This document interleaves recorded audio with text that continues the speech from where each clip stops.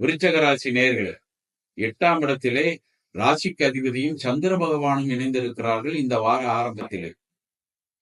பொதுவாக 8ஆம் இடத்தில் சந்திரன் இருப்பது நல்லதல்ல. மனக்குழப்பங்கள், எதை எடுத்தாலும் சிந்தனைகள், எதுவுமே நமக்கு சரியாக வரவில்லை என்ற துர்சிந்தனைகள் எல்லாமே உங்களுக்கு இருக்கும். மனதிலே ஒரு மாதிரியான பய உணர்ச்சி மேலோங்கும்.